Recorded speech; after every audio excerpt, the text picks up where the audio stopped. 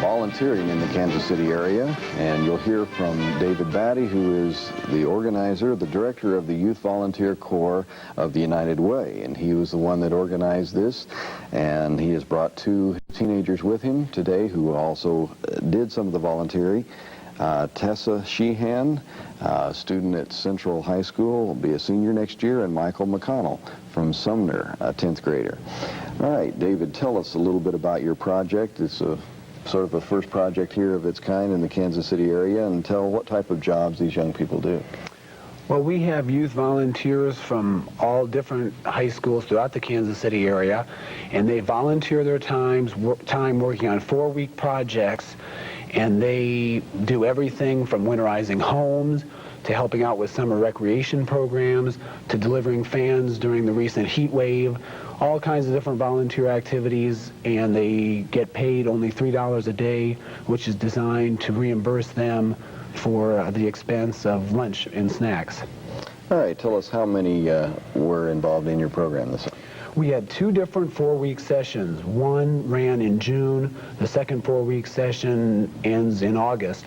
We had 47 youth volunteers in the first 4-week session, 45 in the second 4-week session. So we were not only happy with the numbers we got, because there was some concern that are there any teenagers out there that would be willing to volunteer for $3 a day. No one did it for the money. But we were real encouraged at the response, and we were also very encouraged by the diversity of kids we got from inner city high schools in the suburbs, Kansas City, Kansas, North Kansas City, all over. All right, tell us how you recruited these young people. Back in the spring, I went around to a number of different high schools throughout the area and made presentations. Bernstein Rain Advertising developed a recruitment pitch for us, a brochure, a video.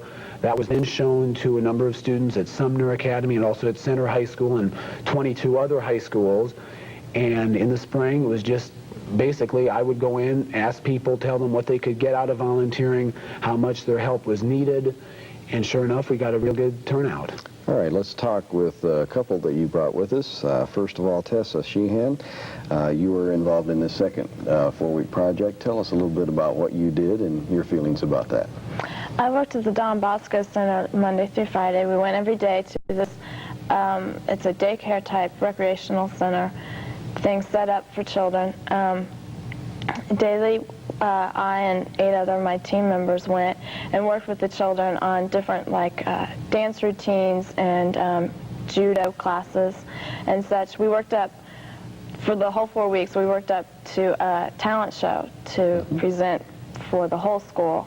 On the second to the last day of the 4-week period.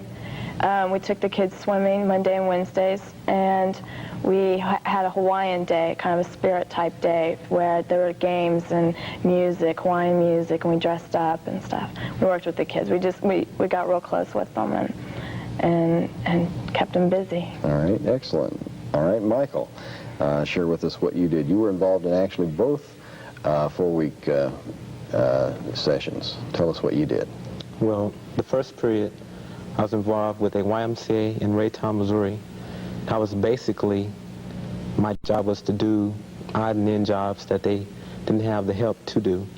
And we also had the chance to work with the kids, and it was very enjoyable. And the second period, I worked with the agency called Crosslines. And under Crosslines, I worked with 2 housing developments, Chalet and Douglas, and it was basically to have something for the kids to do in the day instead of running around, getting into trouble or just nothing to do at all.